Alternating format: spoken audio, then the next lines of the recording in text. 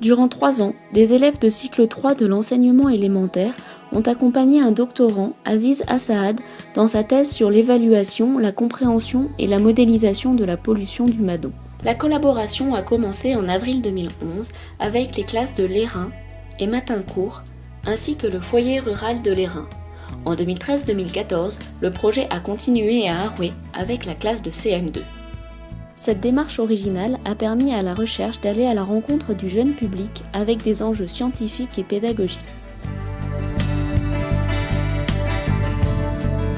Tout d'abord, on va au Madon pour prélever un peu d'eau du Madon.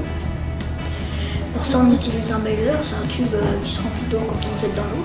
On met de l'eau dans le flacon, on rince après, on vide, et puis on fait ça une deuxième fois pour vraiment pas avoir de fausse analyse après. On utilise un conductimètre pour mesurer le taux de sel dans le Madon et la température de l'eau.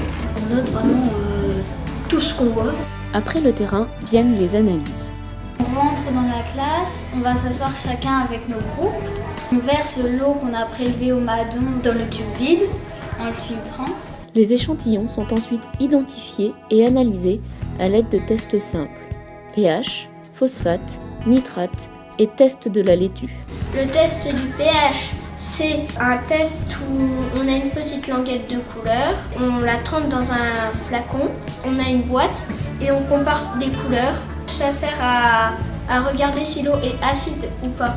Le test des phosphates, c'est pour voir combien il y a de phosphate. On va mettre dans un des tubes 10 gouttes d'un liquide et une petite cuillère de poudre blanche. On va secouer. Ensuite, on attend 5 minutes et on regarde si c'est un peu bleu.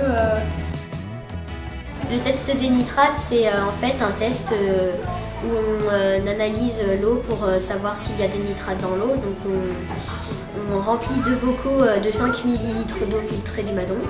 Ensuite, on met 2 cuillères de poudre spéciale pour l'analyse et 5 gouttes pour un produit d'analyse.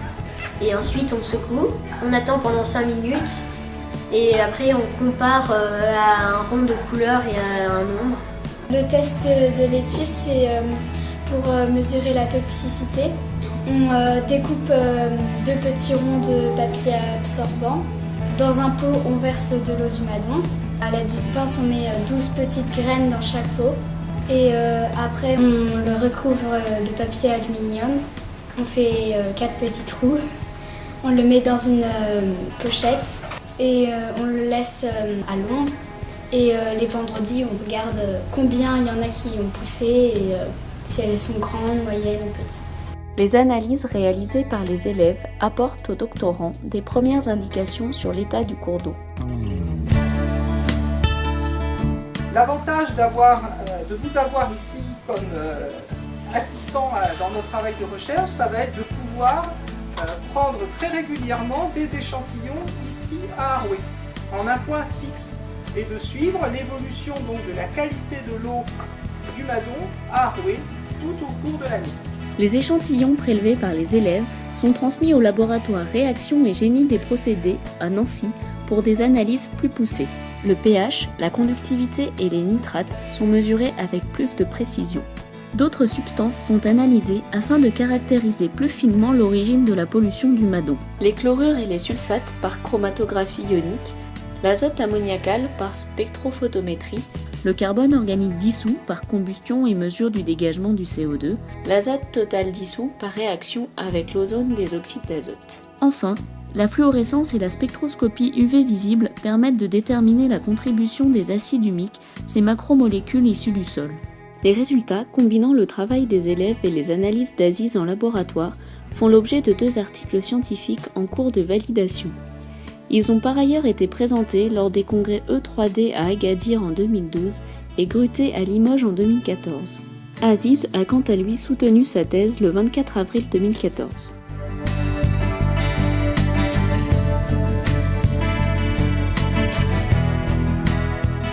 C'était une occasion en or pour manipuler, faire plein de choses qui sont dans les programmes en fait, au niveau des sciences. Avoir une idée concrète de ce que ça représentait et puis suivre un projet sur le long terme. puis ça a des répercussions, savoir faire un compte rendu, remplir des tableaux, plein de choses en fait qui se retrouvent dans différentes matières des programmes, les sciences bien sûr, mais aussi les maths, le français.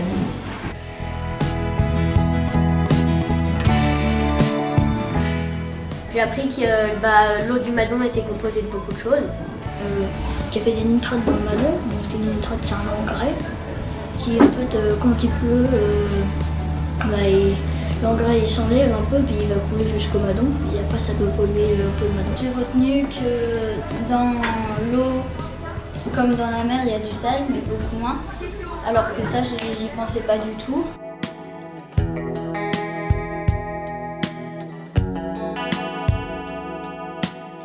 On sent qu'on commence à avoir des réactions un petit peu de petits spécialistes, quand ils voient que les tests tournent un petit peu dans les couleurs un peu trop foncées, tout de suite ils nous appellent « Maîtresse, il se passe quelque chose ».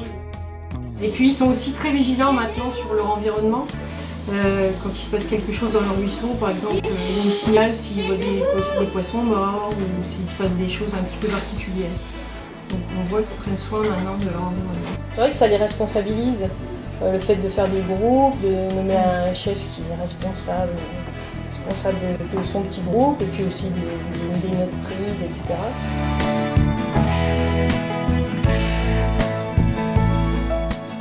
Un chercheur, c'est quelqu'un qui essaye de trouver plein de molécules dans l'eau ou dans d'autres domaines, parce qu'il n'y a pas que l'eau. Il fait des expériences, il va à son laboratoire, donc il a tout été examiné. Et après, il trouve un résultat, généralement. Et puis après, il dit si l'eau est... comment est l'eau. Voilà.